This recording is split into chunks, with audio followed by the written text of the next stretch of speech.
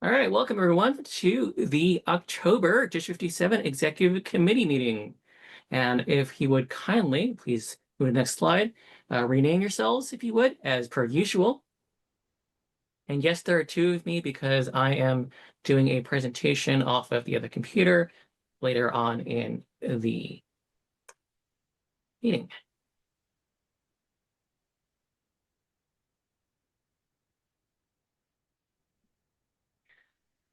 And once everyone has themselves renamed, go ahead and go to the next slide. Today's agenda is all about, or mostly about, running the contest-based theme for the month. As you may know or may not know, every quarterly DECM has a specific theme where the majority of the content is for educational and training purposes. And yes, we are recording this. Excellent. But in the middle of this, we also have to have our required Trio Plus reports as we go. So they'll be sprinkled in there throughout. All right, next slide. So it's been a month. Next slide, please. It's been about a month, well, actually 2 weeks since you saw me last. And thankfully, one of the hardest parts of the year is already behind us. I thank you for your patience in the last month with a blizzard of emails and registrations gone awry. I think that the big lesson for me, for you and the rest of us, is that life is about change. With the coming of the fall as our DECM for today, as I said, it's all about contests. And for a number of years, we've dropped down to a constant and consistent running of the international speech and the evaluation contest. The international contest is required. We can't get out of that. The table topics is a new twist on an old standby. Some of us also wanted an online contest this year as well, but it was a little too big of a lift to ask the entire district to do that at the end of the day. Not with everything else we'll be doing. Next slide. My point here is that the only way we can change a constant is by daring to do different, or at least making a suggestion. Not all suggestions come to fruition. One thing I was told very early on in my unexpected tenure as district director was that you can't make everyone happy. But it doesn't mean I won't try. I can't solve problems I don't know about, and I definitely want to know when I create problems, especially. I'm not the district. You all are. So I'm glad for people who reach out to me, although my email box is buried something fierce right now. I plan to clean it out in the weeks ahead, but if there's something priority that I haven't answered, please feel free to drop me another line. I'm not ignoring you, I swear. Next slide. Some of you remember a time before Pathways when the road to distinguished Toastmasters was vein of trees everywhere. You started with the Content Communicator Manual, which looks suspiciously like the Presentation Mastery. You can finish that path and be done with Toastmasters. But if you wanted to, you got to access the advanced manuals for Advanced Communicator Bronze by completing 2 bonus mini manuals. And those look suspiciously like some of the extra projects you have in the past there. Also given to you with the Competent Leader Manual, which had pretty much, this is how you would take roles in the meeting. And you got a Competent Leader Award at the end.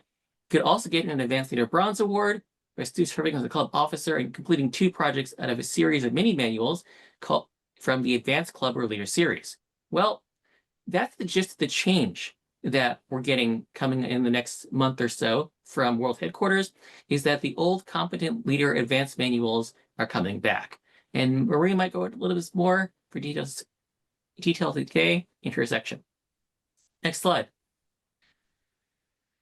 Finally, I'd like to give a shout out to the members who reached out to clubs in the frantic last 2 weeks to make sure the clubs got their dues in a time and their club success plans happen. We reached 81% of our clubs to get their plan done, which means 87 of you can be distinguished, including one that managed to get credit for sending their PDF into the wrong person. 87 of you can be distinguished. Let's see how many of you can get there from here. This is way more than last year. We only had 49 clubs be distinguished. So we have a higher chance of getting more clubs to distinguish here than ever before. And for the 36 clubs that haven't paid their dues up high enough yet, we'll be reaching out to you. We actually have coaches available if you need them. And if you just need us to funnel people your way, let us know that too. We're here to help. And that is my set of slides. Kat King could not be here today. She's working, but I was giving her slides. So she said, go ahead, next slide. Her main thing for the year is that she doesn't have a team for the 2026 mid-year audit yet. And that's important to the district because we have to turn in financial reports to the district. So she's looking for anyone who has interest in reconciling accounts, who has had some interest or experience in anything accounting adjacent, like herself from last year. Ideally, she's looking for 3 people and the head of the committee. And I don't know if William Wilson is on the call, but she's hoping to maybe get you to nominate you to be the audit chair again. Next slide. She also says she hasn't gotten a single attempt for phishing since this last one several months ago now, which has been nice. Please make sure that if you get mail that looks like it's asking for money or starts a conversation like, hey, do you have time for a phone call? Stay alert. The best way to check for phishing is to click on the sender. Not only, as you can see in the picture, it is definitely not Lindy, but they haven't been keeping current with the trio. On the other hand, if you see someone pretending to be, well, me actually, this from her notes, he says, or I say, ask them for this here passphrase before even thinking about taking that phone call. That'll show them. Next slide. And also she wanted to thank Tiffany, who's not on this call yet, being open to helping with Concur Consulting. She has some experience as well, and she's happy to answer questions when she has the time. And she says she should have more time in the coming weeks since things are overall calming down for her. Just that her new job has her working most Saturdays. And that's her email address. That's Tiffany's email address. So if you have Concur questions, other than the where's my Concur account, because that's apparently a world headquarters thing, then she can definitely help you, as well as Tiffany. And that is her presentation. All right, next slide. And Lisa, you are now up. Thank you, Jeff. Good morning, everyone. The October newsletter has been released and it's chock full of leadership insights, club achievements, pathways, enhancements, and upcoming events. We encourage members to not only read, but share and contribute. Please note, or not, please note that we've extended the due date for your content to the 20th of the month, but that's the last day. You're welcome to submit early, but not late. Consider adding a calendar page with a big 20 on it, and as you see, we did that. So if you do that for your teams as well, they will know to get it in by the 20th. Next slide.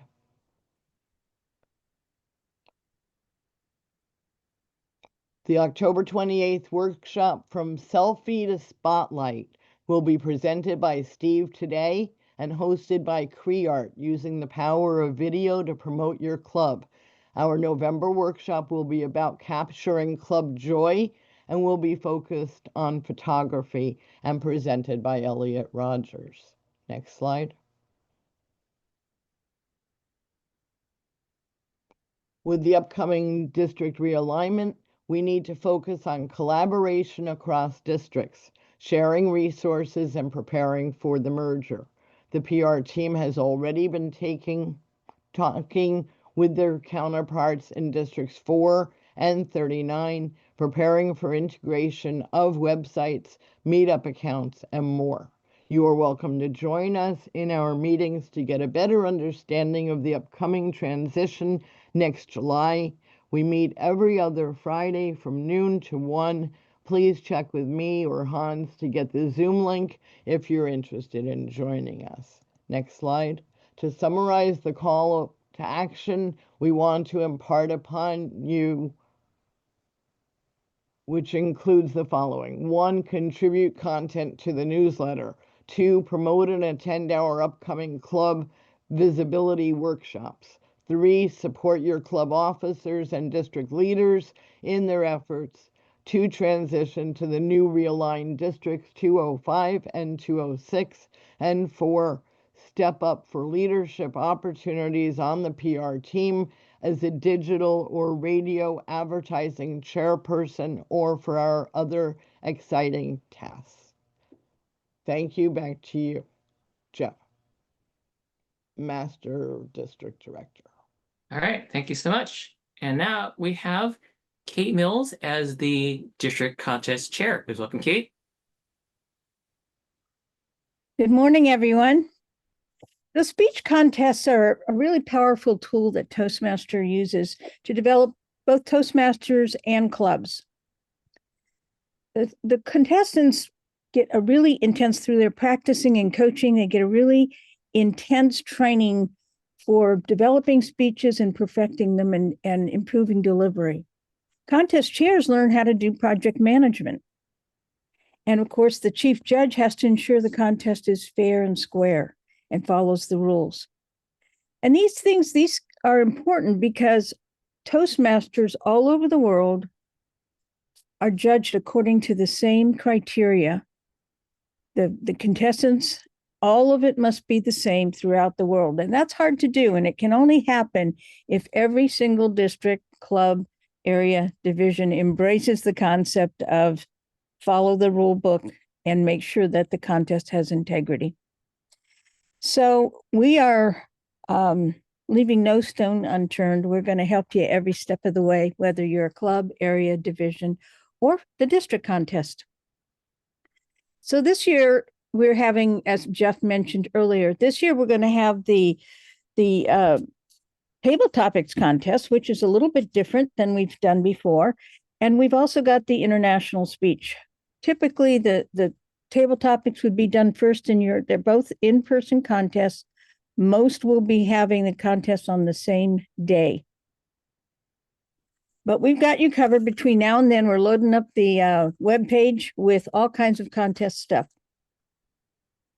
Next, oh, sorry, I didn't. Next slide. I can't flip this one. I don't know why. Can you okay. Can you flip the next slide? Thank you. I appreciate it. So the International Speech Contest is the only one of the 6 official contests that has actual education requirements. All contestants in any contest have to be a paid member of a club in good standing. A club in good standing means you have at least 8 paid members and everything is okay. You haven't been suspended or banned or folded your charter. So anyway, the International Speech Contest requires you to have completed levels 1 and 2 or be a DTM. Then the contest progresses from the club to the area. Those winners then go to the division, and then the division goes to the district. It is also the only one of the 6 contests that progresses up to the regional level. So what happens, they record the district contest, and that recording is sent for another judging, and that's called the regional quarterfinals.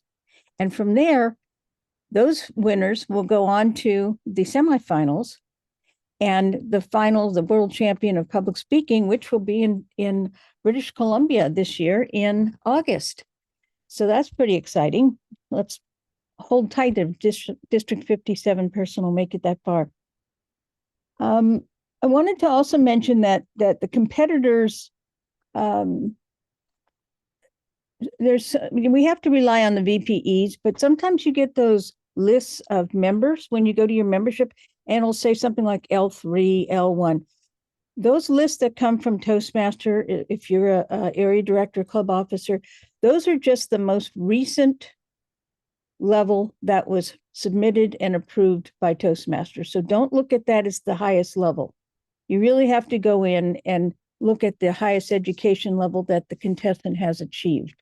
So it's very confusing for some people. The other confusing thing is when you go into the eligibility checker on Toastmasters International, that will just tell you that the contestant and the club are in good standing. It does not tell you that their education has been cleared to compete for the International Speech Contest.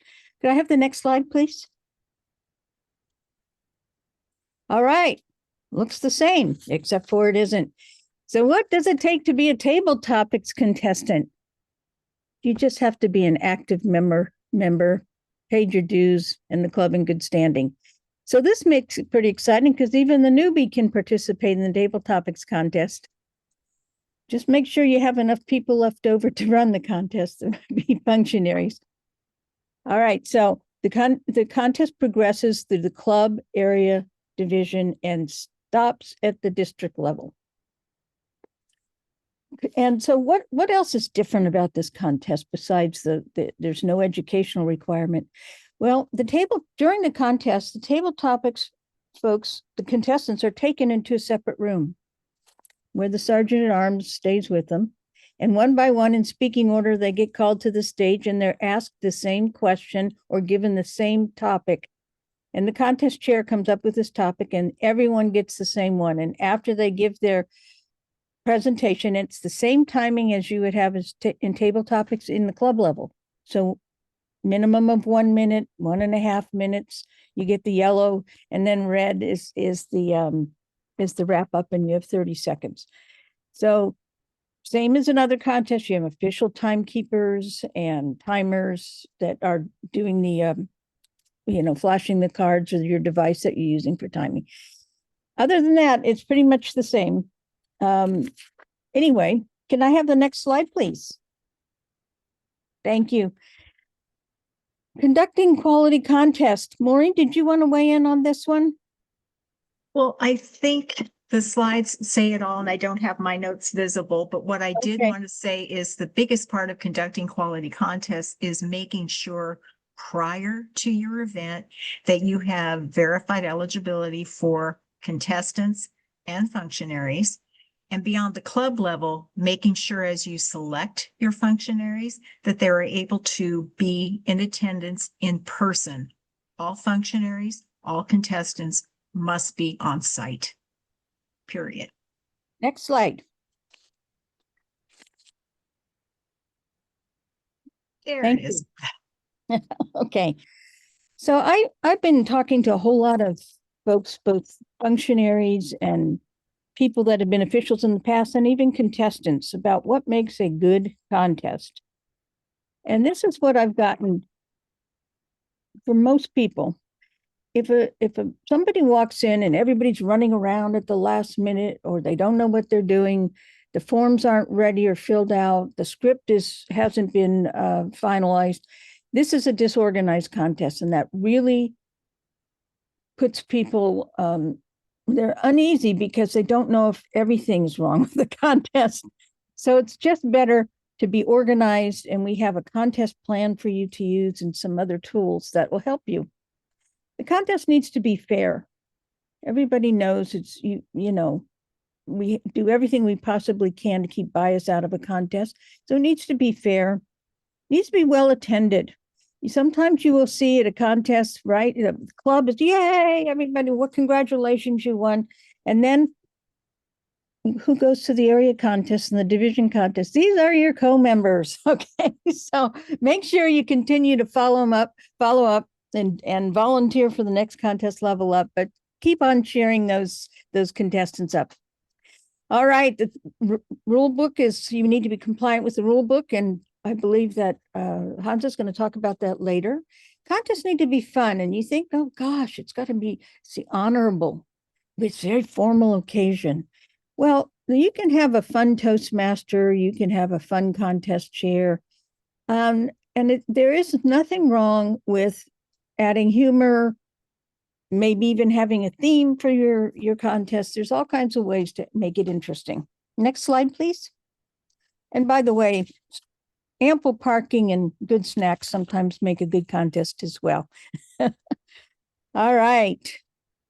Maureen, did you want to talk about the venue? Or Well, I do want to say a couple of things in reference to the venue. Number one, we're talking about a venue that will accommodate all the participants with a separate room and of course parking. The other thing is, I would caution you, and I will try to do this for the calendar ahead of time, if there are any planned events in the area that could impact transportation to and from your venue, it's a good idea to know ahead so that you can plan accordingly. That caused a little bit of issue with my division contest last year. I had no idea what that impact would be. It impacted BART, impacted parking, freeways, everything. And I had no idea till that day that it was going on. So it's really important to be upfront, and I will look at that as I'm putting events on the calendar for all of you. The other thing is make sure that you do come if you're not a functionary and you're not a contestant, but someone from your club is participating as a contestant, please show up and cheer them on. It is so important. The more the merrier, and it is fun. Thank you. Back to you. Yeah, I just want to add on that if you're looking for a venue at the area and division level, know that 85% of our clubs are hybrid, so they're meeting somewhere in person. We have to lean into them and get them to share those spaces, whether it's a corporate club or community club. There are plenty of spaces available, and we will find them and hopefully get them for free. Also, a lot of people don't know this, but if the manager requires a insurance certificate, you can get those from Toastmasters International. They will send the insurance certificate. And then also, sometimes they want to know that we're a nonprofit, and we can also get a letter proving that we're a nonprofit organization. So I would suggest that ask the right questions. If you think you're going to need a microphone, if you're in a big auditorium or something, make sure you ask them if they can provide that, or if they can't, then you have to make arrangements for it. Next slide, please.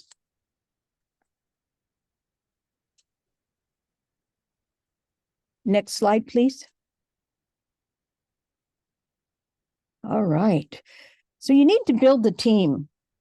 And the team, the first thing you have to do is find yourself a good contest chair and a contest toastmaster and a chief judge. That's your first priority.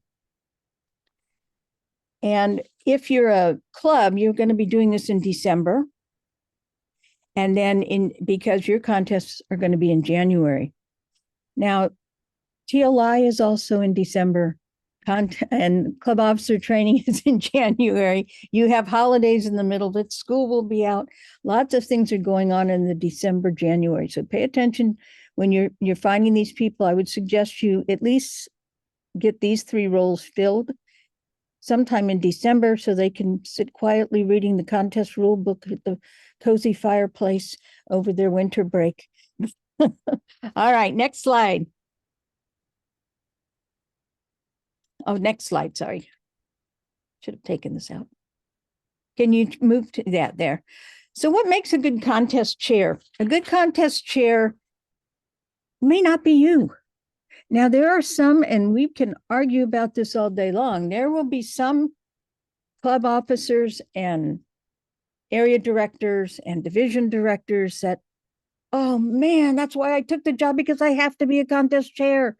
It's what I want to learn. I'm ready for this challenge. And others are going to ask themselves, am I really the right person for this job? Maybe I'm not the contest chair. Or maybe I'm great with running teams. I love putting on events, but paperwork and spreadsheets, my eyes glaze over. You can fix that in a couple of ways. One, you can say, well, maybe I'm not the good contest chair, but I can sure network and get those roles filled. Or you might say, yeah, I want to be the contest chair, but I'm going to get myself an assistant who's going to help me with the paperwork, the spreadsheet, the forms, and all that comes with contests. So there's some workarounds, but you have to be honest with yourself, know your strengths and your challenges. Also, start building the team. Once you have your key positions filled, move on and start looking for functionaries. And you can do this at the club level. For example, maybe just for fun, have a little workshop. You take out the judge's guide and ballot and use that to evaluate maybe some world champions you found on YouTube, or maybe somebody in your club, and everybody can get used to the criteria. Or take the timekeeper official record sheet for contests and try that out. So you can, take they'll be briefed. Everybody gets training and briefings for all of their roles, but I think we can have a lot of fun with it. Don't make it a mystery and people will sign up. I'm a believer, even though a club can choose to send a representative and not even hold a contest at the club level. But I'm encouraging everybody, you will have a stronger club and a stronger membership in terms of their educational development if you hold a contest. All right, can I have the next, let's see. Lost my place here. Okay. We're going to now talk about the contest Toastmaster. And Dennis will be talking about the contest Toastmaster. And then later on, we'll have Hans telling us what the chief judge does. Take it away, Dennis. Next slide, please. The Toastmaster you choose can make or break your contest. Now, chaos might reign and often does in the background, but your contest Toastmaster makes everything seem as like it's running like clockwork. The Toastmaster is charming, energetic, charismatic at the right times. Knowing when to put themselves forward and when to step back is the first and most important requirement. Choose someone who speaks clearly and confidently in English. This is not a role for someone who struggles with pronunciation. There are other roles and opportunities for people with language challenges. The Toastmaster must be someone who thinks on their feet and can address new situations as they arise. You can count on something going wrong at some point in every contest. Your Toastmaster is the face of the contest and should be able to face a challenge and recover without missing a beat. This might just be someone who has a good sense of humor and doesn't take themselves too seriously. Beep, next. The chief judge is the ultimate arbiter of any question about the rules, so be sure you choose your chief judge wisely. But your contest Toastmaster should be up to date on the latest changes to the rules and ensure that everyone follows them, including the contestants and the audience. When you ask for 1 minute of silence between speakers, the contest Toastmaster should stand silently and give the stink eye to anybody who's whispering. This is to ensure the judges are not distracted or influenced by what they might hear from the audience. If there's general mumbling in the room, it's entirely appropriate to take the gavel and give a good old shush to those who are assembled. Beep! The district contest packet includes scripts for each contest. This particular image is from last year. This year's contest will be table topics. Now, it's important that every contest officiary follow the script. The contest Toastmaster is particularly responsible for following protocol and keeping the contest on time.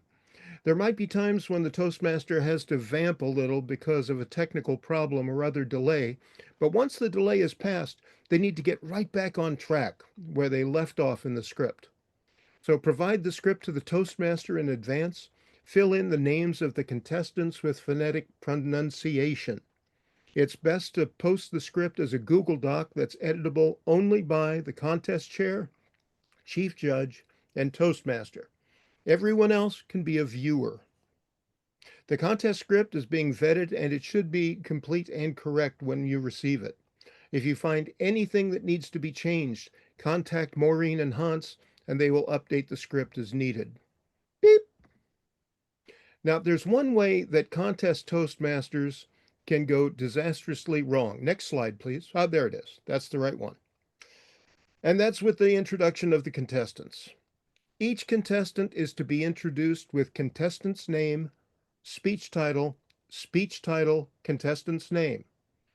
No, our next contestant, or contestant number 3.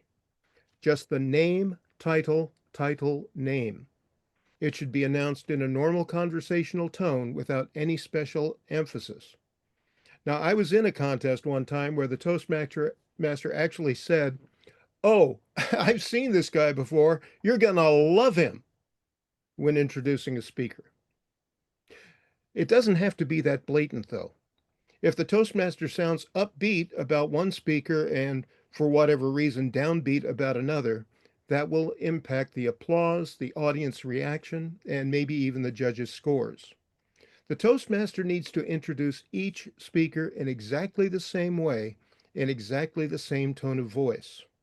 After the speaker is finished, the Toastmaster should only say, "Please remain silent while the judges mark their ballots." No thank you, no that was great, or we think we have a winner, nothing like that. Again, the Toastmaster's reaction to the speech could influence the judges.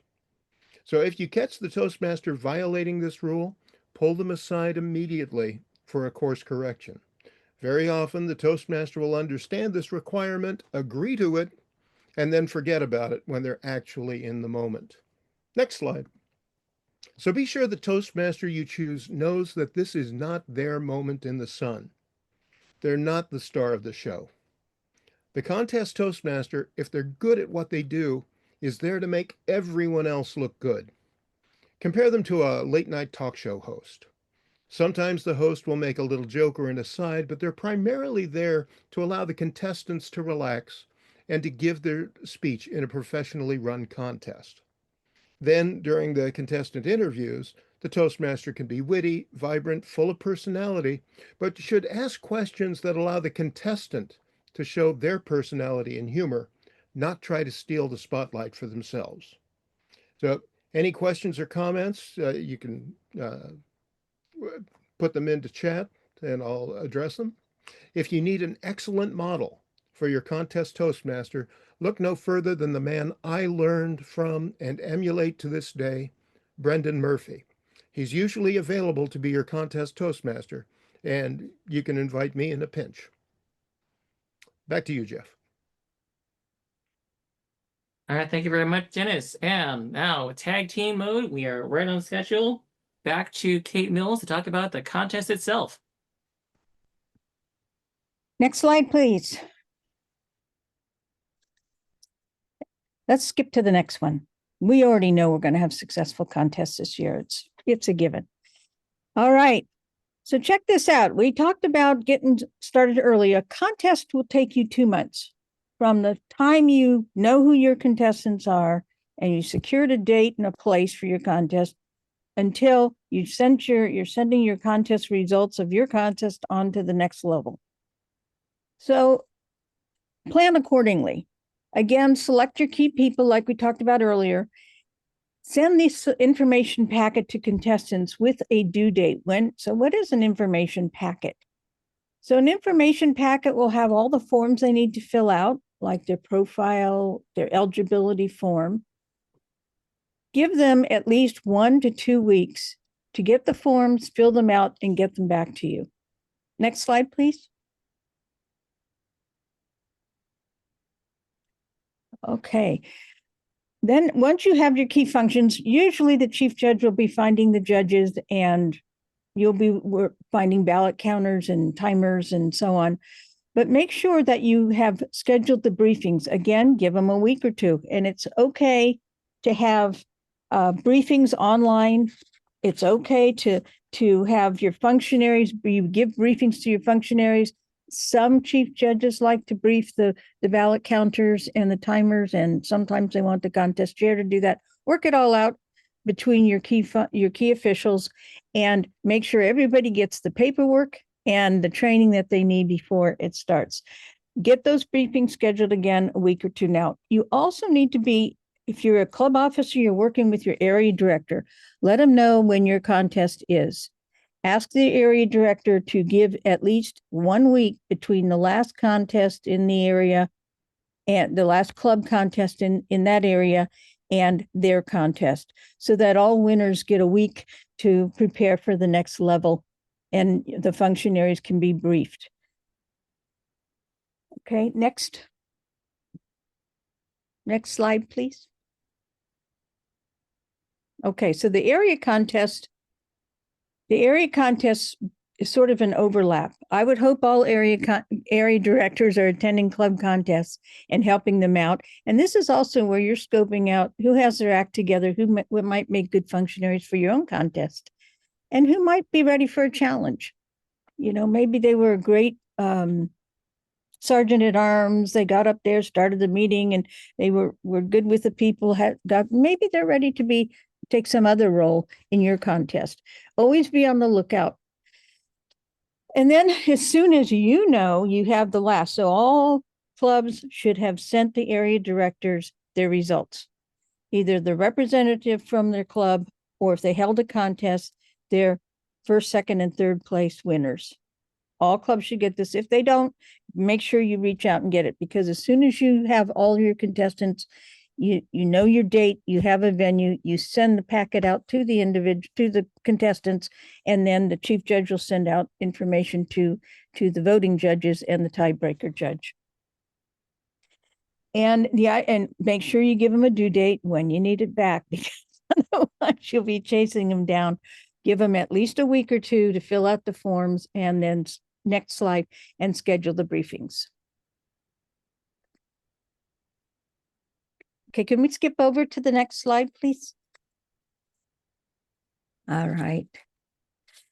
Pay attention in February. February is also one of those months where we have early dues incentives, and we have some wrap-ups of some projects, and we also have holidays, and it's a short month. So plan accordingly. I put all that in there because make sure you've got all your briefings done at least a week before the contest, so everybody can react, so you didn't get the right form or whatnot. All right, let's get on to the next part of the presentation, please. The next slide. I would appreciate it. Thanks, Hans. So Toastmasters International Resources, they have the contest rule book. They have contest tutorials, such as when you're the judge and other things. They have a step-by-step guides and videos for contest. They also have a contest FAQ page. And they have a contest. It used to be education would handle these things. Now they actually have a contest team that takes all the phone calls and emails. If you want to verify somebody's eligibility for education because you can't figure it out, or you're not sure if the VPE verified it, this type of thing, you can get that handled at the Toastmasters International folks. Next slide, please. I would suggest you do this. We're going to have these available in the District 57's webpage, but you can go and make it easy peasy. Just download the Table Topic Speech Contest Kit and the International Speech Contest Kit. So what does the kit has? It has the rule book. It has all the certificates for participation, winner certificate.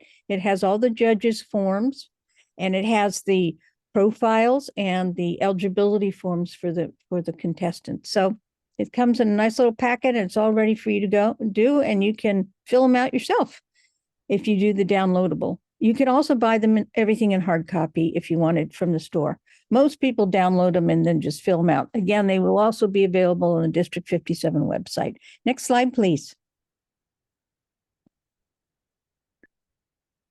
So what does District 57 resources page looks like? The contest resources webpage has the scripts, the contest plan, which is a spreadsheet where you can keep track of all the contestants, all the judges, their forms, when they were briefed. All of that stuff is on there, as well as checklists for briefings, checklists for everything you need to do for your contest in the order you do them, and who's going to do it and when they have to get it done. The Zoom links for your briefings. All of these things are available. You use your planning sheet, and you have all this in one place. So it's a good way to stay organized. We also have a program template. So my goal, I hope, is to be able to, instead of using that standard agenda, which is fine, but it would be nice if you could put the contestants, in your briefings, if you do a speaking order draw in the briefings ahead of time, you are going to be way ahead, because you can take in speaking order and titles of the speeches of the contestants. You can put those in the program, even pictures if you wanted to, but put those in the program. And then you can take the speaking order and put those on the judges' forms. You can also put it in the script for the contest Toastmaster. So all that's done ahead of time. It makes it so easy for the people involved with the contest. All the forms will be on the District 57 webpage, and the calendar there. We all know the District 57 calendar. If you haven't been posting stuff there, it's really easy to do. You put it in there, and we have Maureen, I think, are you calendar girl this year? Or calendar person, I should say. I am calendar girl. Yeah, I will start singing. But anyway, yes, I am responsible for the D57 calendar. Now that song will be stuck in my head. But if you go to the D57 website, and across the top, you'll see a little bit of a menu. The first tab says About, the second one says Events. Click on Events. There is a drop down. The base of the drop down at the very bottom says Submit an Event. You click Submit an Event, you fill out the form. It automatically is sent to my email for calendar updates. I will go ahead and create a calendar entry. If there's information missing, I will be reaching out to you directly to provide that information that I need, or to confirm the information I need. If you are setting up your contest where you want an audience to hear online, not interact with contestants or functionaries, but to actually hear the contest, and you want a Zoom link from the district, you indicate that as well. And we will go ahead and get them on the calendar, get everything updated, and help you at that point. All right, thank you. And then Welcome. lastly, we have the contest corner, and this is the district sends to all of us the dispatch. And I see Lisa's nodding her head. We have two things that one is called the dispatch and one is called the digest. And we have the one that comes out monthly, and then also sometimes we have a weekly bulletin that comes up with something that's hot. And look for a section called the contest corner. So any updates in the contest world, we're going to put it in the contest corner. And that was really gracious of the PR team to set that up for me. Next slide, please. Okay. Again, these are the packets I talked about earlier. Make sure you send them to the contestants and judges as soon as you can. Give a deadline. So for contestants, we have the speaker certification. So this can be confusing to a contest chair. The person is swearing that they are qualified to compete in this international speech contest. They've reached the level, they're going to use their own material, and they put all the information in there. But that doesn't mean that you don't verify. I think this is the third time we're bringing up trust but verify. Okay, so that's an important part. They will also put in a profile, and some put in quotes, and maybe they want their name in lights. They want you to send it out to the newspaper, the local news, the radio stations, and that's okay. Get in the habit of doing that, because if I found everything you do in a contest trains you for something else. So if you then, oh, wow, nobody ever asked me to send this to the newspaper. Do it, and then you'll know how to get to the newspaper and put things in the newspaper for future events that you're holding. It's a good practice to get into. Make sure that everybody knows, everybody in your club, all the functionary, everybody's on the same page with the date and the time you're going to show up. Everybody's got their tools, everybody's had their briefings. And also, if you, when you are giving your briefings, there's briefing checklists in the contest rulebook and also on the webpage. What we want you to make sure is you tell people all the things that are going to impact them. Only contestants and judges can protest, for example. Well, what does this mean? How are they going to do that? What goes on in a contest? Make sure that they have all that information at their disposal ahead of time. Other things you might want to you want to look into, or you want to make sure that they understand, is what happens if they don't show up on time? What happens if a contestant doesn't show up on time? They have to be there before the first person, before the Toastmaster is introduced. Otherwise, and you can invite, of course, the runner-up, the second place, and even the third place, if they want to be there, which they should be there to support. But if they want to attend the briefings, they can do that, just in case. Yes. 4 minutes. Okay, thank you. Next slide. This one. Yeah, I don't see a timing thing on here. I was wondering. All right, briefings. Briefings, you can do the briefings online. That's okay. Use the checklist again. Draw the speaking order. Very important. And then brief your functionaries too. A lot of people think at the area and division, oh, they must have gotten briefed at the club, so I don't have to give a briefing. I'll just send them forms. That's not the case. You need to have a briefing at each level of the contest. Next one, please. Next slide, please. Thank you. All right, verify, advertise your contest, adapt the scripts. This is a good way to get people into Toastmasters, by the way, is by having a good contest and inviting people.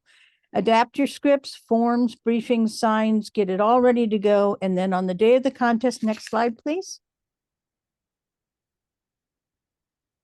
The next day, show up with your team early, get everything ready, prepare you're going to have your certificates in hand, finalize your event program. All of this is going to be done ahead of time. You hand your photo op list to your assigned photographer, videographer, make sure that they have what pictures you're looking for. And then if some contest chairs like to have a contest dry run, and it's helpful for some. We did that often online as well, but you might want to do it in person if there's an issue. All right, next. Next slide, please. All right. When you're setting up, make sure you put the signs on the door that say only you cannot enter or leave during a contest speech. So all of these signs we will have for you to download or make on your own. It's okay. And then make sure you start the contest on time. Next, please. I want to also make sure that before the contest starts, you've had briefings. Often they're online, but at the in-person contest, you need to show the contestants. Here's your speaking area. You cannot go out of here. Here's your speaking area. You show them. Oftentimes, a contest chair will have it marked off with tape on the ground. You also need, if you're using microphones, they must be allowed to test the mic. If they're using props, they have 1 minute. That 1 minute that the judge are using to mark their ballot, that's the time they have, and they are not to ask the contest officials to participate in stage setup or props. That's they can get other people to help them, but it's their gig, so they need to handle their own props, okay? And it's a good idea if they're going to start and end their speech with something special, they need to let the timer know, hey, you know what, I'm going to have complete silence. And when you see me shake my shoulders, that's when I'm starting my speech. So that's the type of thing you want to make sure in person, everybody's on the same page. Okay.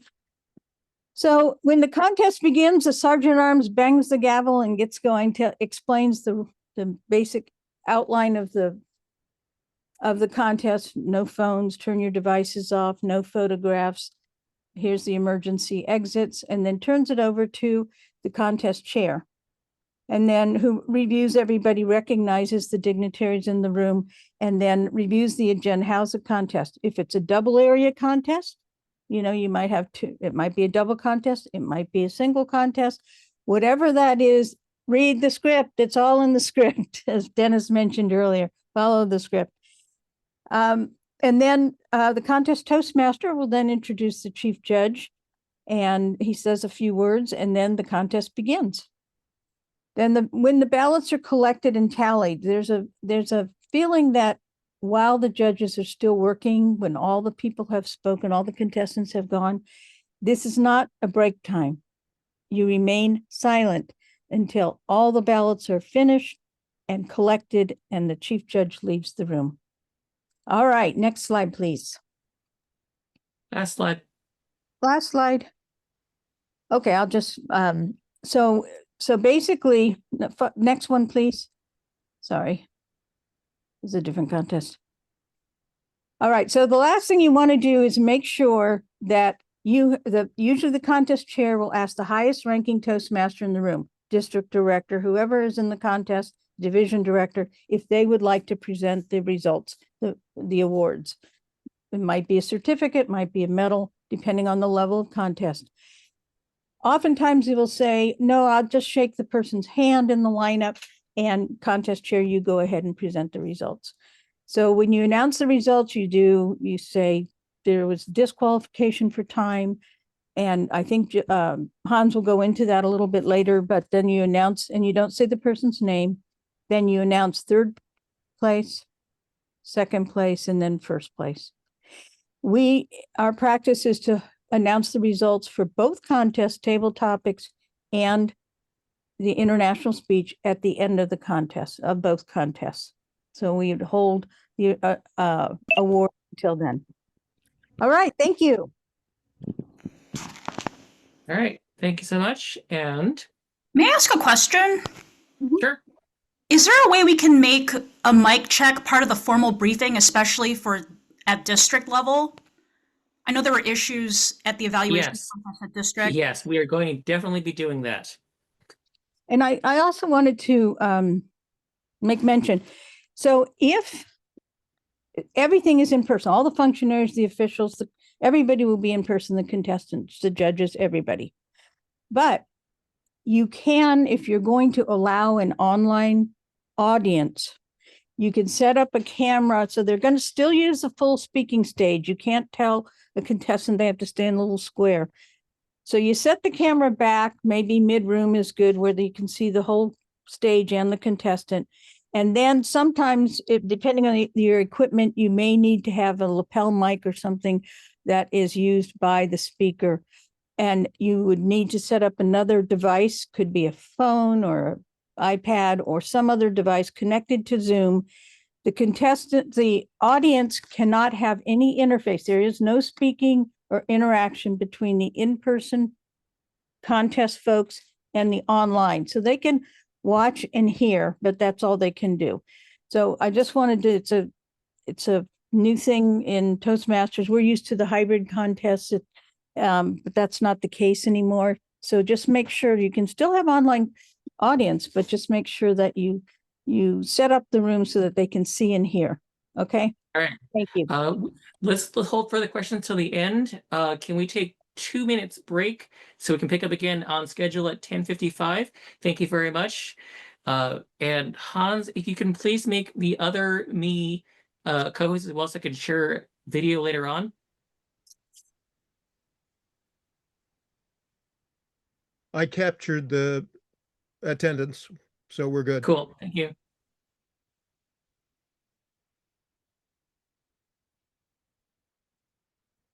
So pick up at 10:55. So that's another minute or so.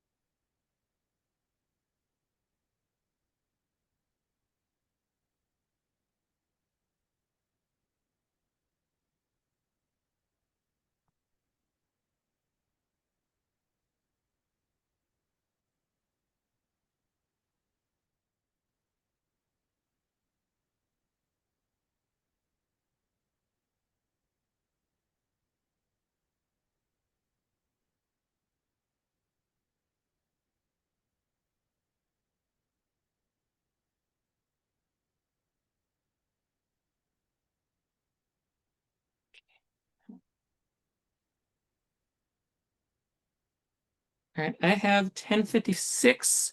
So let's get the show back on the road, if you will. And let me see this. Where are we?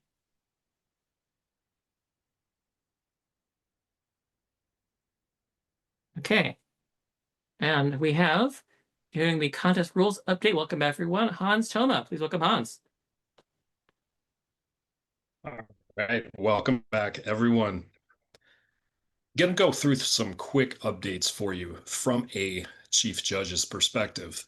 Now, you all know about the contest rulebook. You know it's a very long document, and you know that every year it's updated. Fortunately, the updates this year were mostly semantic rather than substantial. But even so, I'd like to talk to you about a few rules that are critical to the success or failure of any contest.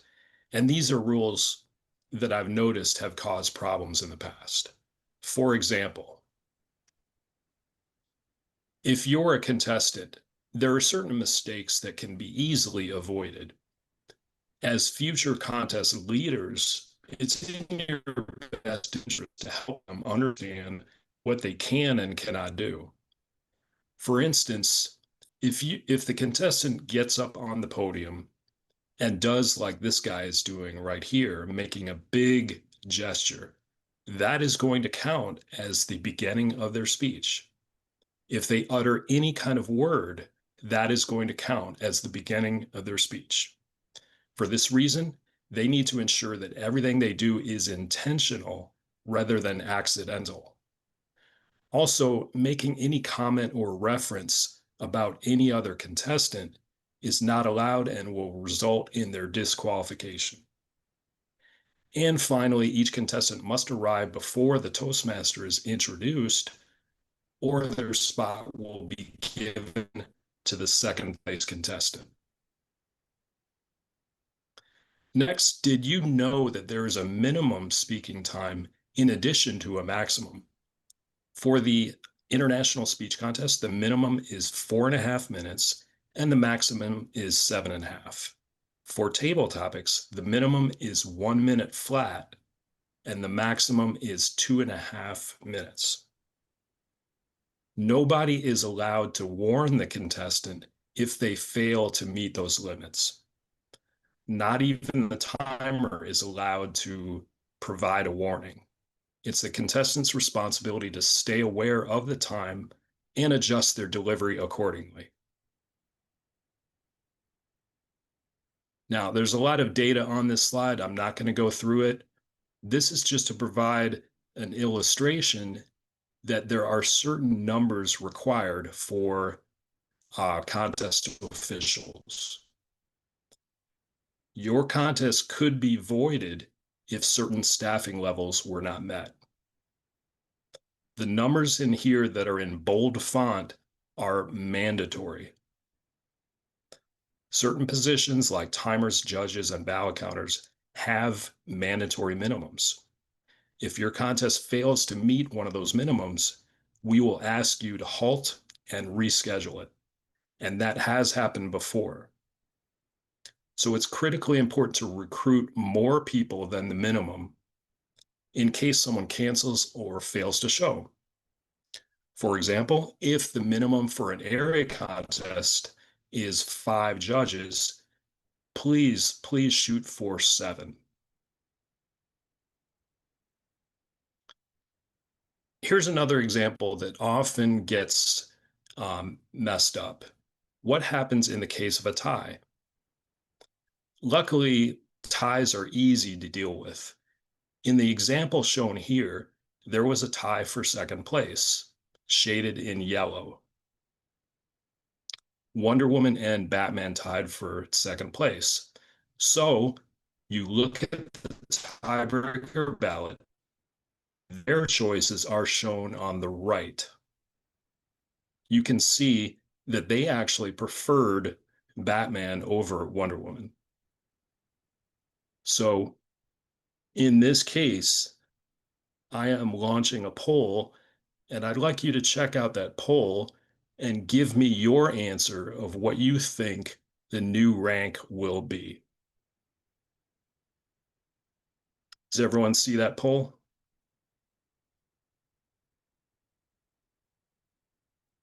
I see it, but I can't answer. Oh,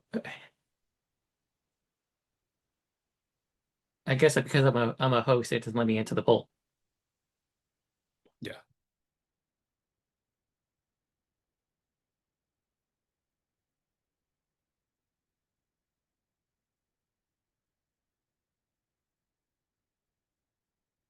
All right, looks like most of you are selecting the correct answer.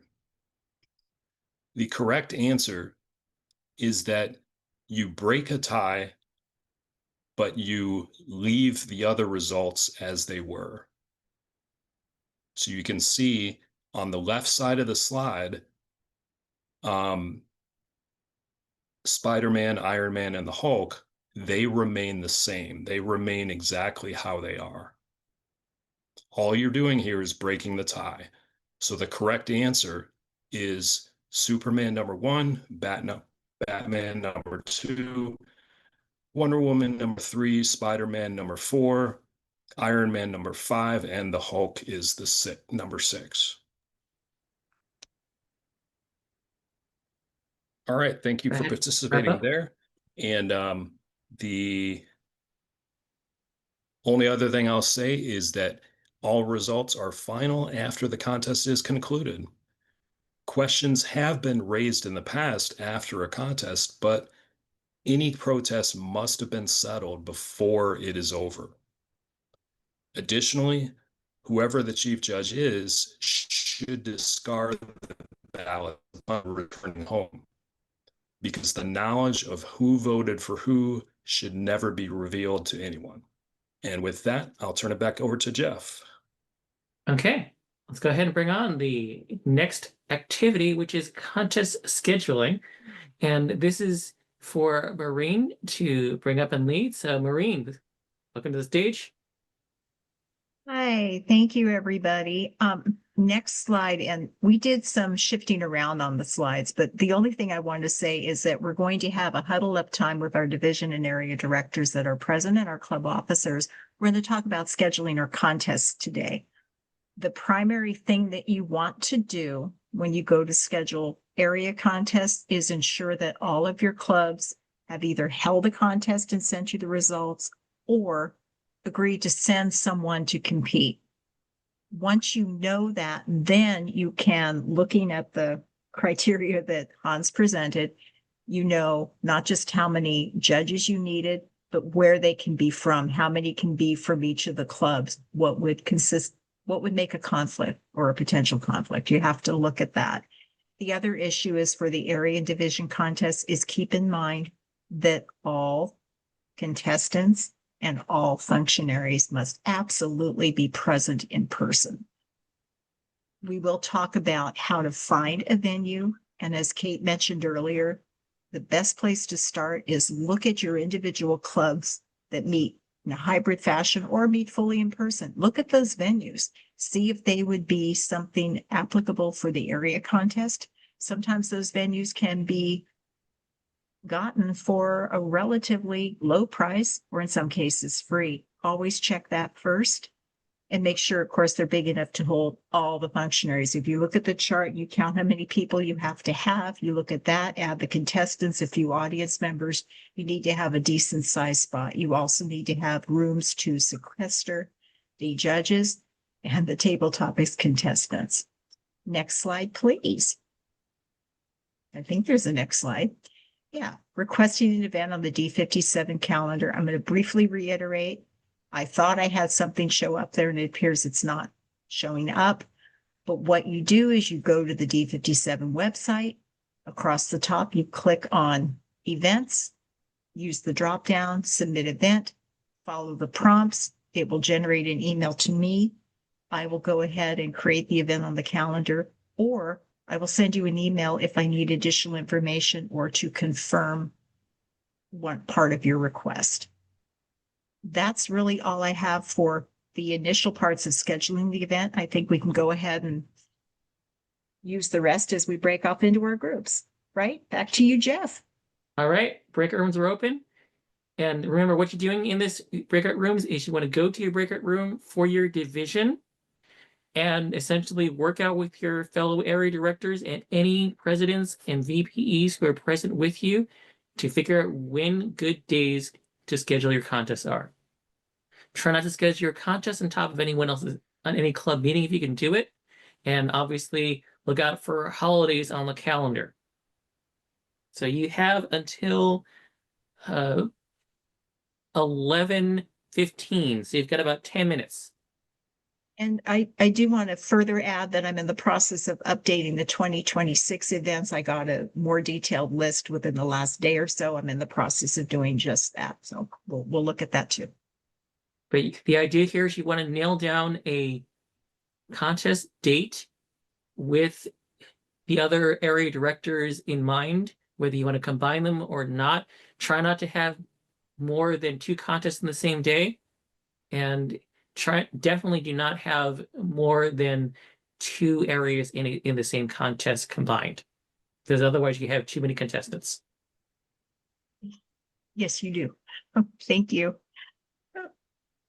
Joint division. Are we discouraging dual area contests?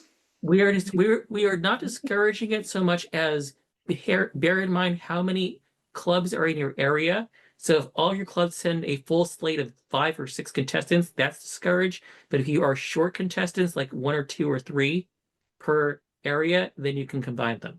That's the general rule of thumb. And obviously also consider proximity and location. We're trying to avoid the contests that were combined that are way, way far away from each other. But obviously, if you have only a couple of contestants from your area for clubs, then that makes sense to combine with another club. But and basically kind of try to keep them separate if you can, but do what makes the most sense. That's the best thing I kind of say about that. Well, even if the contest happens on the same day, it should be 2 consecutive contests and not somehow trying to combine the 2 contests into one. Right, Jeff? Yeah. Okay. All right. I see everyone back from the rooms. Jeff, Yes. before we go back to all this, Sally and I were talking about like combining contests. We talked about how it is possible to combine an area contest, and we strongly recommend not combining division contests. I did do that last year, but it is not recommended, and we should avoid it at all costs. But for area contests, yes. And for area directors that are remote, division directors that are remote, you need to find someone local to be your contest chair and facilitate your contest, because it cannot be you. Right? Yes, correct. Daniel, I'll help you if you need some help. I'll help you find somebody. Okay. All right. Let's go ahead and bring on the Club Growth Director for the Club Growth Update. Welcome, Dennis. And as long as I have the microphone, I want to remind everyone that combining contests means having them both at the same venue on the same night. It does not mean that in any way the contests are combined together. Right. You are unclear on what the difference is, just let us know and we will make it clear. And Hans, you're sharing the wrong thing. You're sharing the presenter notes. What? I don't see any. Or rather, because never mind. I'm looking at, because yeah, your screen's, the tab icon on the top is Hans Thomas' screen. I see your presenter notes rather than your present thing. That's I don't understand what's going on. Up at the top on the left, it said presenter view. I think that's what you need to click. If instead you've of got speakers. 2 screens going on, then you're presenting the wrong screen. That's what happens with mine. So you have to go in, and you did fine the first half of the meeting. You just have to be presenting. You have to have the right screen Okay. presenting. Let's see. Try this. I don't know. There you Yeah, go. that's it. All good. Excellent. And we can go on to the next slide. Now, at this point, you all should be ready to do your official club visits and turn in the reports. Those who have already submitted theirs will tell you don't delay. Write the report while it's still fresh in your mind. Now, some of the reports that have come in have been great. They've got some detail about what's going well and what could be improved. Others, not so much. One in particular had check marks for exceeds expectations, and then a comment that this club needs work. So that doesn't give us much to go on. So remember that the president of the club and the trio, we all read these reports. Make connections about how the district can give the club, additional support where they need it. Give us the full rundown on how the club is doing with details about why the club is doing well. It's easier to give detailed descriptions of problems than to give detailed descriptions of what's going great. So think about it and be sure to include the good stuff in the report. We'll share those ideas with other clubs. Next slide. It's been great talking with the area directors about their ideas for starting new clubs. Now it's time to get moving on them. Not to panic, not to rush, but to start making progress. If you're planning an affinity club, reach out via social media to get the word out. Reach out not only to Toastmasters, but to organizations or chat rooms about that particular activity. You want to poll for interest, and when you have 30 or so people that express interest in starting a club, we can schedule a demo meeting and make it come to life. If you're planning a proximity club, reach out with flyers posted in local businesses. That's Starbucks, public library, any place with a bulletin board. Reach out to organizations like the local schools, churches, and the Chamber of Commerce. Have people contact you with their interests.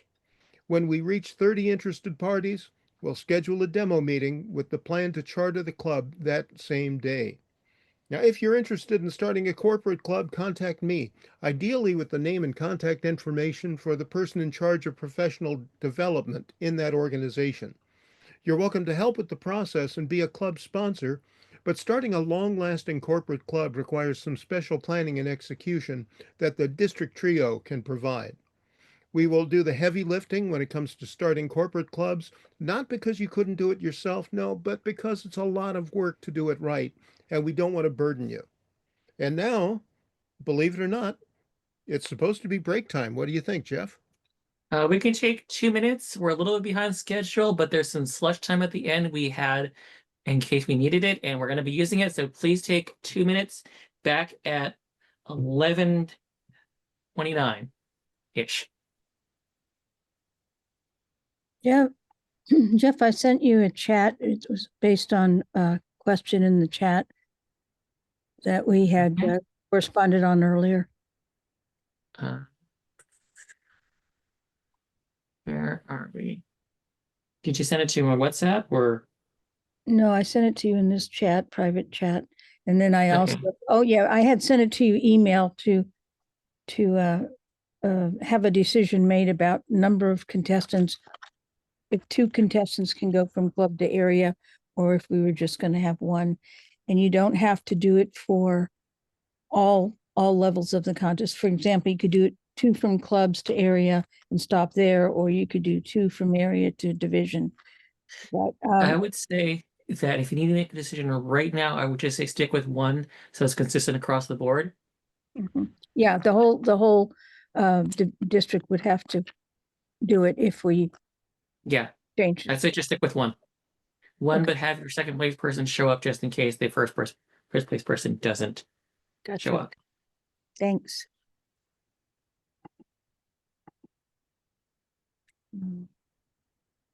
I have one quick question if you guys can answer it. Sure, make it So quick. Division A has 8 new affinity club ideas, and we want to reach out for volunteers. And I don't really have a solution on how I can reach the entire district about finding volunteers to help out with the demo meetings.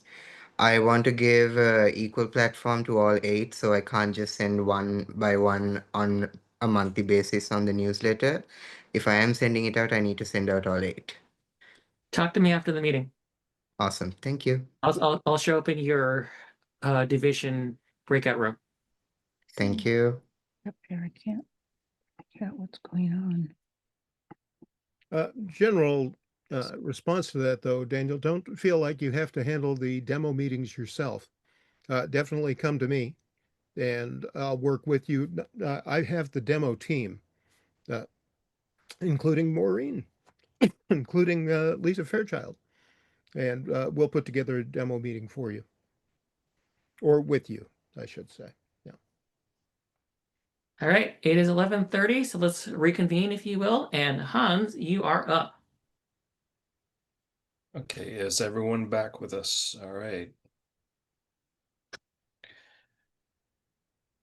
Okay.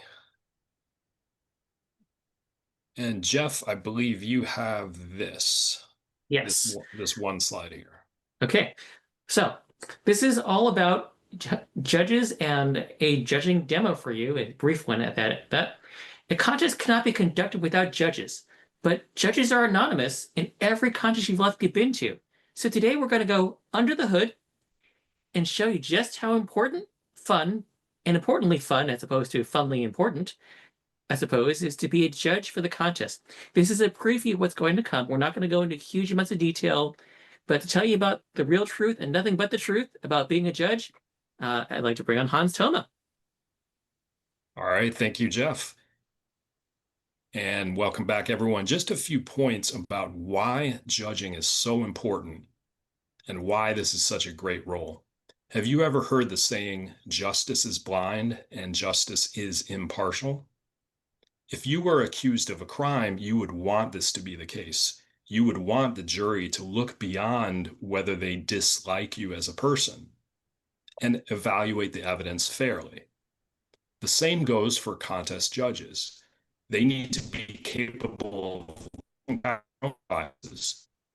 biases about different groups of people, different lifestyles, and different personalities. A good judge needs to leave those opinions behind and focus on how the speaker actually performed. It's not about, did I like the speaker or did I agree with their speech? It's about, was the speech delivered well and organized and structured well? So we're going to have a little exercise in a few minutes to demonstrate that concept. One of the other principles that's really important in judging is that they must be anonymous. Nobody should know that they're a judge. They might be tempted to tell people they are, but they really should not. Because if the contestants knew who the judges were, they could tailor their speeches or focus their eye contact on those judges, giving them an unfair advantage. So please don't put the judges' names on the agenda and don't include them in emails to other officials. Their names and contact information should only be known to the chief judge and the contest chair.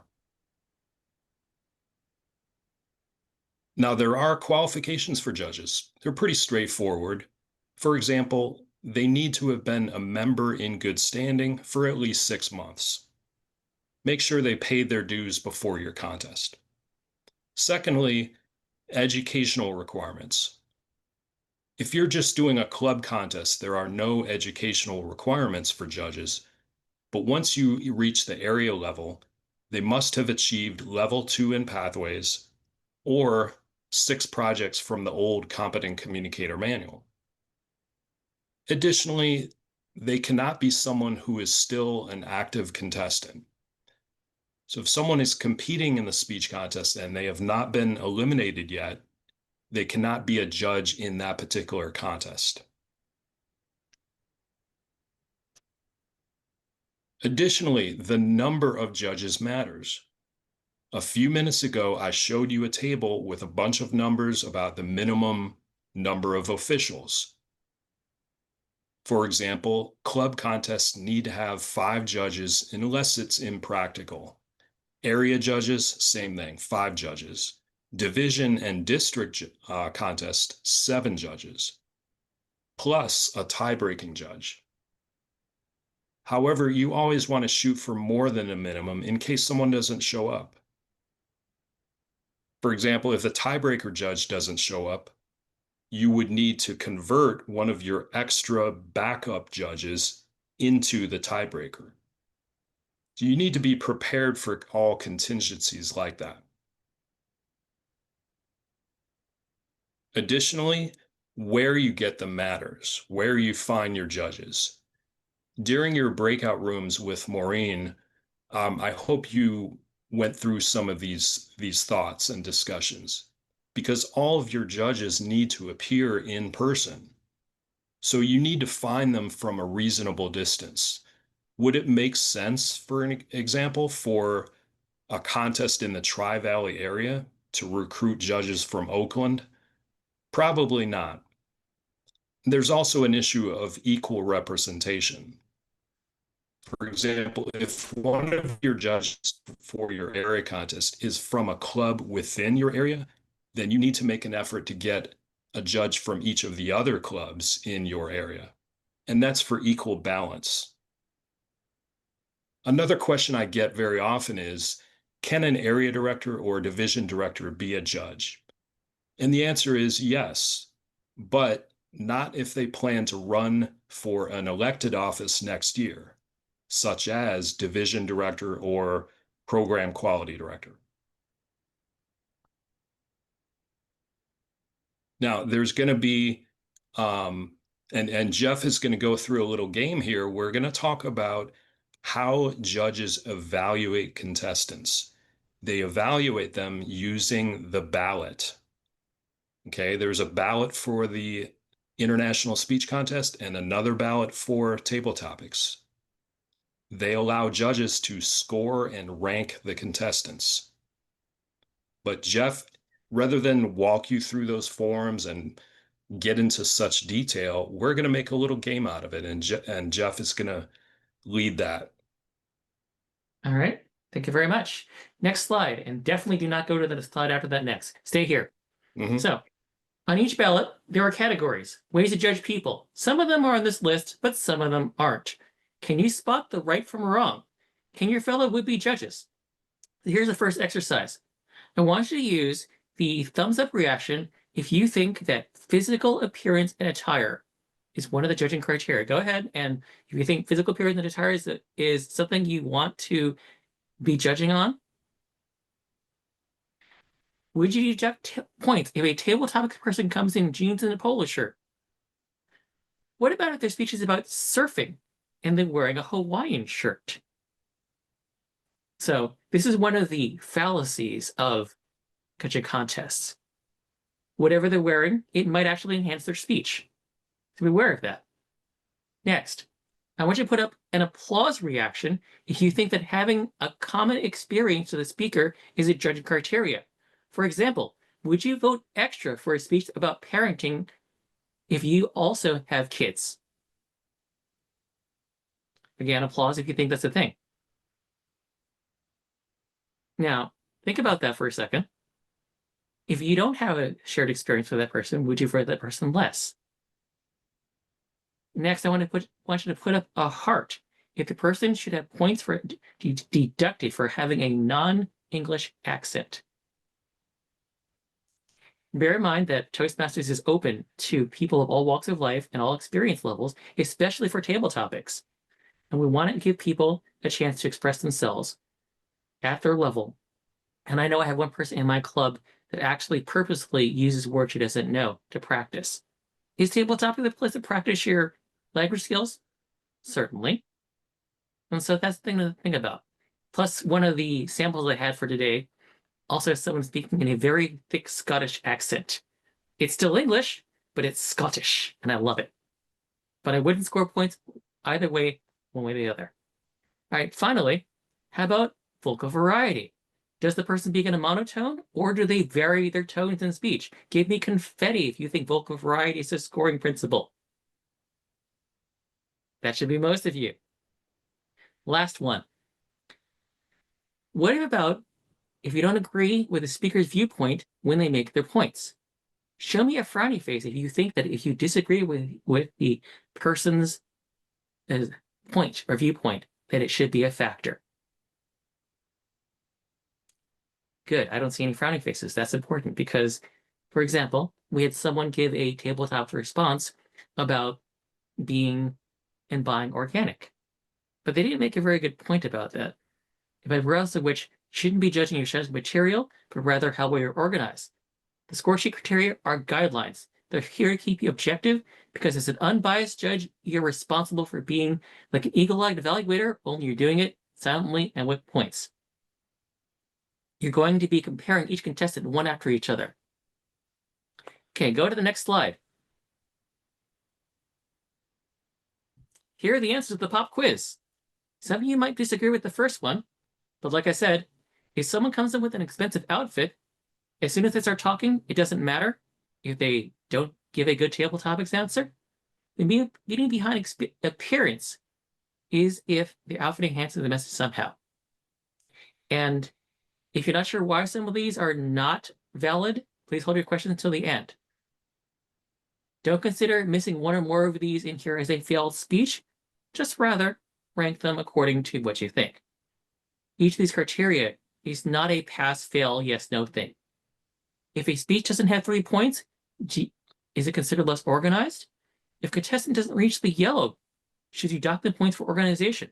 Because sometimes people can be succinct. As we said earlier, remember, the only thing that matters is that they reach the green card for the minimum time. Because some people speak fast like me and don't want to go over. Okay, next slide, please. Then enough talking, it's your turn now. I'm going to show you, hopefully, a video. I'm going to ask you to rate the person in just 2 categories for today. Just 2 of them. We're not going to go through the entire score sheet. So, our first contestant is going to be judged on logical flow. That's how well the speech hangs together, and audience reaction. Got it? All right, I'm going to share, hopefully. See what happens.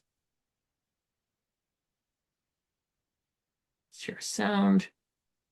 And this is from 10 years ago for someone who is no longer a Toastmaster. But thank you, Lindy, for finding these for me. Okay, can you see my video okay? Let's hope the sound works. Yep.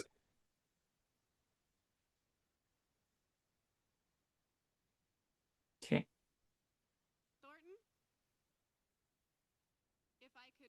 Can you turn up the volume a bit? 1 sec.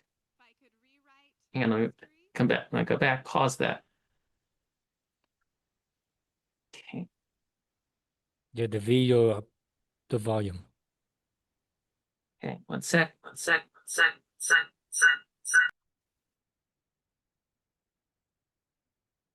Rewrite history, Kevin Thornton. If I could rewrite Kevin Thornton. If I could rewrite history. If I could rewrite history, Kevin Thornton.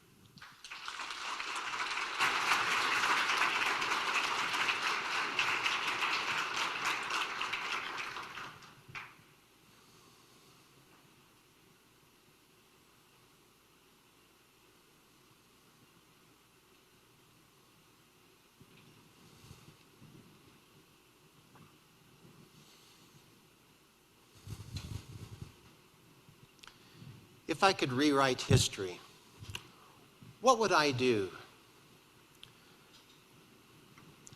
Each one of us has an opportunity in our life to make a difference. We have defining moments. It's that time when we could have made a difference in our life. We go through life making decisions, a turning point where that one little moment that we did something changed the way our life turns out. If I could have rewritten history, what would I have done different? Could I go back in my life and change one thing? Each of us need to ask that question. I have made many mistakes. What mistakes have you made? In our world history, have we made mistakes? The answer is absolutely. It is those little mistakes that we must learn from. It all starts with the individual. One thing that I've learned from in my past. One day I was with my brother. We'd gone to work, supposed to be going to work. My brother, we overslept. My brother told a lie and told the employer, our car broke down. But was that true? No, it was a lie. What did I learn from that mistake that he made? It embarrassed me. I learned from that history, do not lie. Later when it came time for me to stand up for what's right, I remembered from that mistake that he made. I do not lie. It is part of my personal character to always tell the truth. I would not go back and do that again. We must learn from our history. Thank you.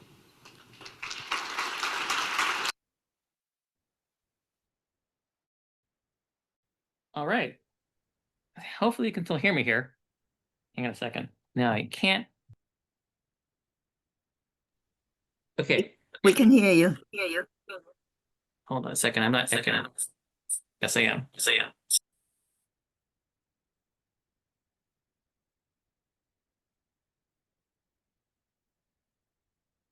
Okay. So hopefully you can hear me. And this is our first contestant. And this is the idea of logical flow and audience reaction. So I want everyone to put their hands up for the first one. So basically do the raise hand thing. So everyone should have their hands up right now. And I want you to put your hand down if you think the logical flow was no better than okay. And okay, people get their hands up here. There's a limit on how many people hands up. Okay. We're actually, if you want to just turn your cameras on, that works too. So that way you can just share your hands. Turn the camera back on for a second.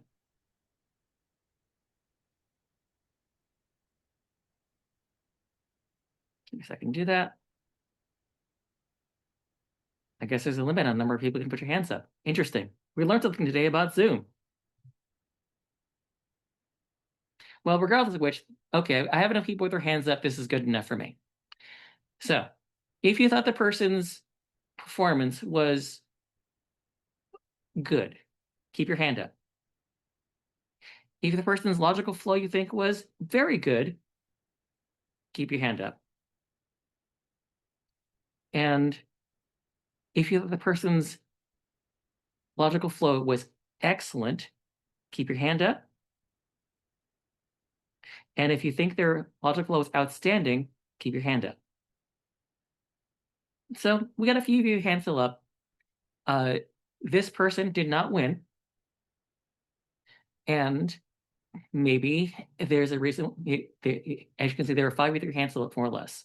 So the idea here is that not everyone agreed with you because some people put their hands down earlier. Okay, so next one is audience reaction. I'm not going to ask you to put your hands up for this one because if you noticed, there was very little reaction from the audience. Now that may be why he didn't win. The point is that you don't have to have a huge reaction from the audience to really score them high in that one. People who use the table topics to be funny or the speech to be funny or give call and response responses, are those audience reaction? Yes, but think about it this way. You are also in the audience. Just because someone gets a better audience reaction out of the group doesn't mean you should dock them, give them more points than someone who doesn't get much reaction at all. But that's something to consider. Okay, next video. Not that like that. I'll come back. Okay.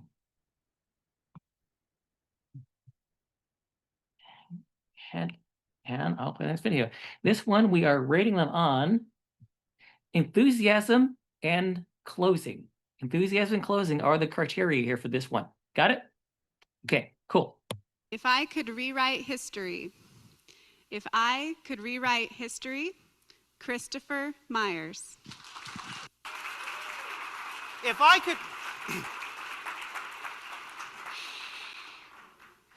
could rewrite history, I would rewrite the day I was born. Let me share with you what happened the day I was born. My mother had to go visit the matriarch of our family's 101st birthday. And lo and behold, whilst they were there at celebrating the day, and it's a glorious day, and 101 is an awesome celebration for anybody who makes it that far, my mother went into labor with me. Kind of put the little dower on the party. But either which way, I was born in a prison hospital. Just let that sink in for a moment. Prison hospital. Because my family is from Australia, Norfolk Island to be exact. My ancestry were the people who were the governors and the people who were in charge of the prisons. And my family line comes down from that break. So there I was, being born in a prison facility in their hospital, and I can not remember what happened that day. I would like to remember what happened that day, because then that would be awesome, because I'd be one of the few people who remembered the day I was born. But the reason why I would rewrite it is this.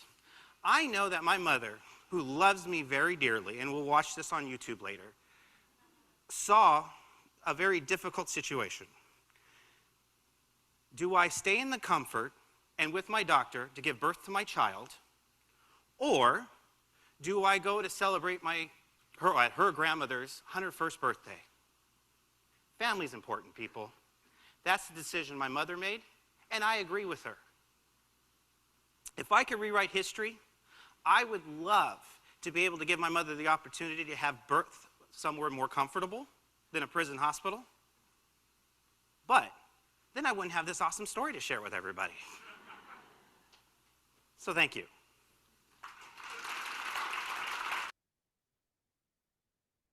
All right, I'm going to stop sharing here. And I would like to point out, that was pointed out to me, that Chris Myers is actually still an active Toastmaster.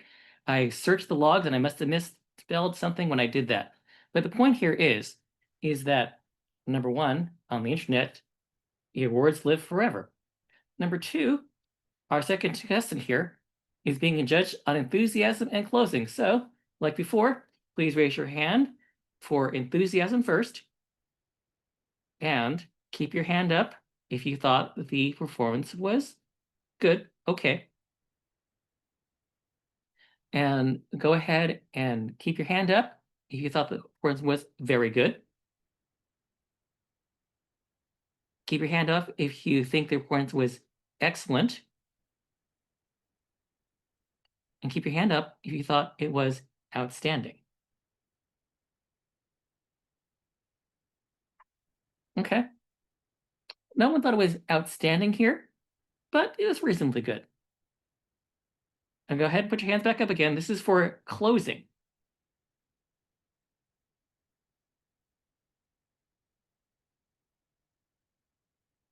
Okay, I've got enough hands up here. Keep your hand up if you thought the performance was reasonably good. Keep your hand up if you thought it was very good. Keep your hand up if you thought it was extremely excellent. And keep it up if you thought it was outstanding. Okay, so most of you thought that he was pretty good across the board. But as you saw, again, both times, for both contestants, people tend to put their hands down a little bit earlier than outstanding. Both these contestants didn't win. And I'm behind schedule, or I would show you the winning table topics entry. If there's time at the end, I will certainly do that. But go ahead and move on. Bring up the next slide if you would, Hans. Not that it really matters too much.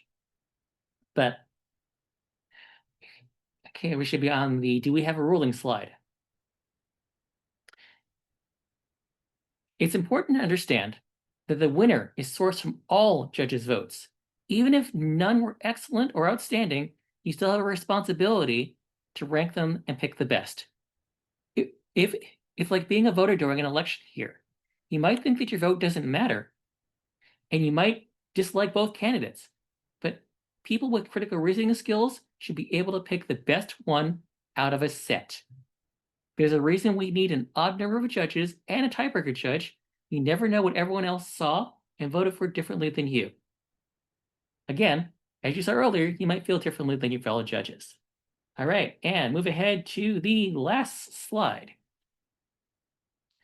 one of the things that we really want this year is a big pool of judges for area directors and division directors to choose from. And when I say choose, I mean elect for anyone who's qualified and thinks today's exercise is a doable, enjoyable thing to sign up. Or if they weren't here today, tell them. If you're not interested in competing, consider being a judge. It might take a little bit of driving to a physical location, but you'll get to meet a whole bunch of Toastmasters outside your club for secret reasons. Help us shape the next generation of who the speakers are and help us find the best people to represent our district. And that is my presentation. Next slide. Okay, at this point, we have 5 minutes left. We are back on time and on budget. Thank you, everyone, for your patience with all of us. And do we have any questions from the audience in the chat? Take a look. Okay. One second.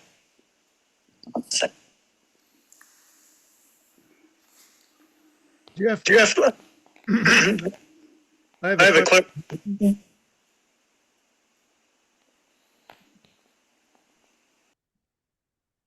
Jeff, Jeff, I think that's because you have multiple devices running.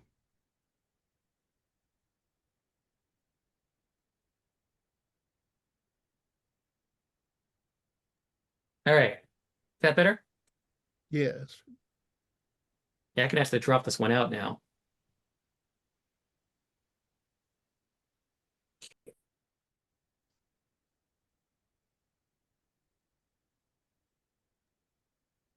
All right. Can you hear me okay?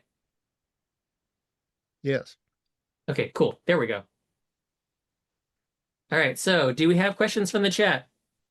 Or do we have questions that people need to know? Jeff, I don't know. There, can you hear me now? Yes. Okay. Clarification, you said that we shouldn't consider appearance at all. And actually, it's right on the form. Appearance is one of the criteria. I did the research for that. Yeah, the research for that says that appearance is on the form as a thing, but appearance actually means, does their appearance affect their answer? Right. And that's what I'm trying to clarify here is that yes. If somebody gets up there and their shirt tail is out and their tie is skewed and they get up and they give the speech and they were attempting to dress nicely, then you can consider appearance. You're saying, wow, you know, he looked a little shaky up there. And you Sure. can ding him for that. But what we don't want to do is say, oh, his shirt tail was out, therefore he loses. Yes. There's 10 points having to do with appearance and body language and the whole thing. So if somebody's shirt tail is out, you could take off 2 points. Sure, that's fine. But you don't disqualify people for any of these things. If somebody has trouble pronouncing certain words, you can say, wow, there's a problem with his diction. I'm going to take off a point. I'm going to take off 2 points. But you don't say, I couldn't understand the guy and therefore he loses. And that's really what we're trying to get across. Is that not right? Yes, and the thing I was trying to point out with this a real world example is that somebody from my club, his speech was about surfing in California. He came in with a Hawaiian shirt that was under his jacket, and the contest chair at the time made him take off the jacket, so it spoiled part of his opener. Because he said, it's summer, it's surfing time. But he had to go on with the shirt, and then someone else docked him for not being in a suit and tie. So the point is that appearance shouldn't matter up front necessarily, or not huge enough to disqualify someone. Yes. Okay. Other questions? We have, okay, contest link transmemorification. Let's see. How best to eliminate bias at the area? Everyone knows everyone is just represented. I would say that your better bet is to try to work with the other area directors to swap judges so that way there is no bias. And the other thing about that is also, if there's equal representation for each club, the worst case scenario is your judges cancel each other out. But yeah, this is why we brought this group together today, is that we meet your fellow area directors and maybe source outside your area if you can. Should we have an odd number of judges including a tiebreaker? Yes, whenever possible, because obviously, if you have a 2-2 tie and your tiebreaker doesn't help, where a tiebreaker has more power than other people. Should be odd numbers like 5, 7, and I thought it was 9 for the division or district, but Hans looked it up more recently. All right, Jeff, let's I see. think you're saying it both ways. Do you mean that the judges, other than the tiebreaker, should be an odd number? Correct. If you do it right with an odd number of judges, you should never use the tiebreaker. Tiebreaker is specifically a tiebreaker. I know Hans's rules say if you don't have enough judges, pull one in, the tiebreaker in as the extra, so you still have an odd number of judges. Okay, let's see, anything else?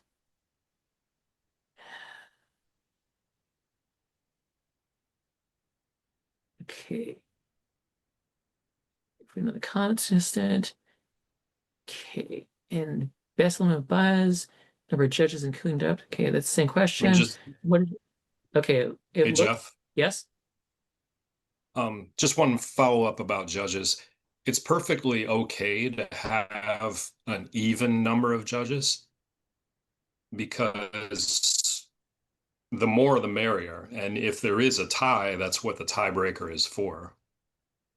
So it shouldn't matter. Once you pass the minimum number, say you have an area contest, the minimum is 5, it's okay to have 6 or 8, as long as you also have a tiebreaker.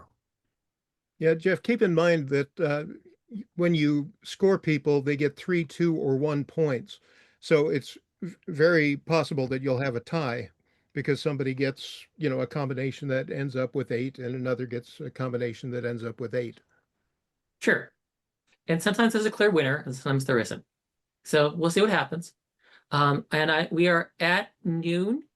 So if there are last questions, feel free to email them, but I'm going to officially call this meeting over unless there's any objections.